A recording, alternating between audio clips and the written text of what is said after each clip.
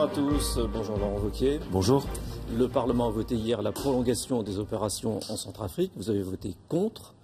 Pour quelle raison? Vous pensez qu'il ne fallait pas y aller? Parce que je vote sur mes convictions et que mes convictions est une erreur pour la France d'être en Centrafrique. Et je crois qu'il y a des moments où il faut savoir sortir d'une erreur. On ne sait pas pourquoi on est là-bas. On n'a pas de calendrier. On n'a pas de porte de sortie. Il n'y a pas d'issue politique. C'est une opération qui est très coûteuse et c'est une opération dans laquelle on expose la vie de nos soldats. Et je crois que la France ne peut pas être le casque bleu de la planète. Laurent Fabius disait ici hier que cette intervention avait permis d'éviter un génocide. Est-ce qu'on pouvait se permettre de ne pas y aller dans ces conditions? D'abord, éviter un génocide, c'est la responsabilité de l'ONU. Et c'est ce que je disais, la France ne peut pas être le casque bleu de la planète. Mais est-ce qu'on pouvait pour autant rester les bras croisés? Bien sûr que non, qu'il ne fallait pas rester les bras croisés, mais faire une opération militaire, dans laquelle nos soldats sont en réalité l'arme au pied, dans laquelle ce qu'on constate, c'est que les violences continuent. Ça n'a pas de sens non plus. Quand on va en Côte d'Ivoire, on sait qu'on y va avec une solution politique claire, faire respecter les règles de la démocratie. Quand on va au Mali, il y a une solution politique claire qui est de défendre le régime en place contre les attaques des terroristes. En Centrafrique, je ne vois pas de solution politique claire et donc je ne sais pas ce que la France va faire là-bas.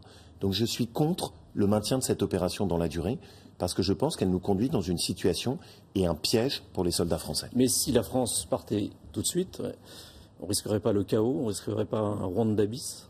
Ce que vous soulignez, c'est très juste, c'est l'erreur essentielle qui a été faite au début, c'est d'y aller tout seul, sans qu'il n'y ait aucun allié avec nous et sans qu'on soit dans un cadre qui soit celui de Les alliés vont arriver.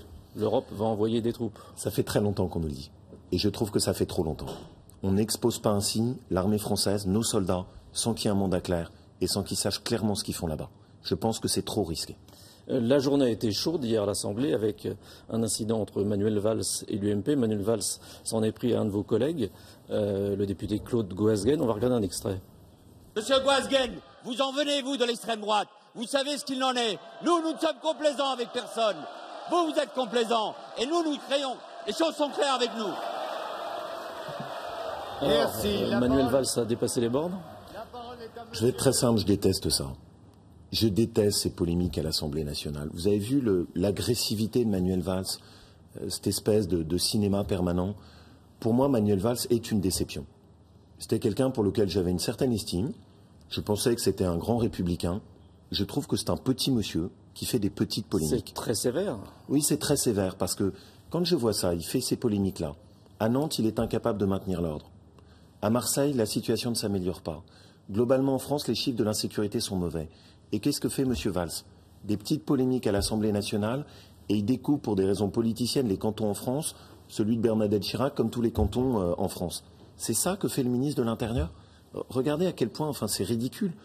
Son énergie, il devrait la mettre dans la défense de la sécurité des Français.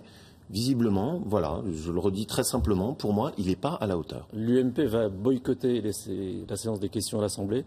C'est la bonne réponse. Vous voulez des excuses? Bien sûr que tout ça, moi je déteste ce genre de choses où l'hémicycle est traversé par des postures, il y a un ministre qui gronde de la voix, on sort, on rentre, on re-rentre, on ressort. C'est pas ma conception de la politique. Moi, ma politique, c'est le concret. Mais c'est d'ailleurs pour ça que je n'aime pas ce que fait M. Valls. Parce qu'il n'est pas dans le concret. À Marseille, il n'a pas fait progresser les choses. Globalement, en France, il ne fait pas des choses qui sont opérationnelles. Il fait du cinéma. Et je pense que ça, c'est de la vieille politique qui est dépassée aujourd'hui. Sur le chômage, les prévisions de Bruxelles ne confirment pas ce que l'on dit en France, c'est-à-dire que Bruxelles ne pense pas que le chômage baissera ni cette année ni l'année prochaine. Bruxelles ne croit pas non plus aux objectifs de déficit. Est-ce que vous pensez que le gouvernement est trop optimiste? Pour moi, c'est un sujet qui est très grave et sur lequel il faut d'ailleurs que gauche et droite travaillent ensemble. Qu'est-ce que dit Bruxelles? Il n'y a pas d'économie. En ce moment, ils ne voient pas les économies et nos comptes ne s'améliorent pas. Or, vous le savez, il y a un débat sur le pacte de responsabilité pour savoir comment on va financer 10 milliards d'euros de baisse de charges pour les entreprises. En ce moment, le débat est juste de savoir, il y aura des droits pour les entreprises, on va aussi leur demander des choses. Mais moi, il y a une autre question qui m'intéresse. Qui va payer la facture? Qui va payer l'addition du pacte de responsabilité? S'il n'y a pas d'économie, ce que dit Bruxelles nous dit, vous ne faites pas d'économie, ça veut dire que quelqu'un va devoir payer. Et ce que je refuse, c'est que ce soit à nouveau les ménages, à nouveau les classes moyennes qui payent l'addition.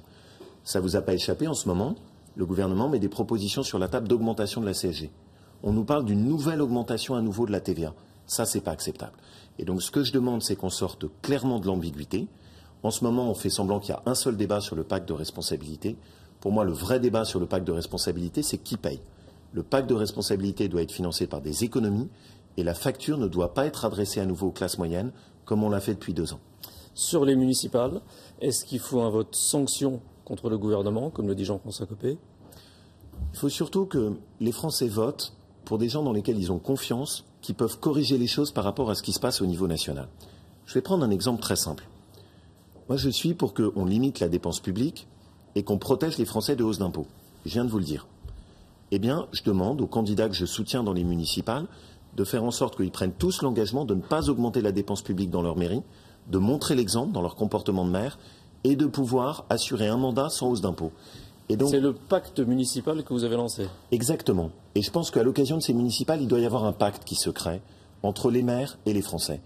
Et ce pacte doit être voté pour des maires qui auront le souci de préserver vos impôts et d'avoir une bonne gestion de la dépense publique. C'est peut-être l'Auvergnat qui parle, mais je crois à ça.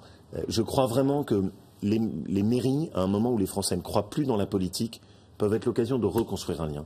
Et donc qu'à l'occasion de ces municipales, il y ait au fond ce pacte de confiance qui soit passé, où les Français votent pour des élus qui enfin tiennent leurs engagements sur la durée, notamment sur la gestion des deniers publics.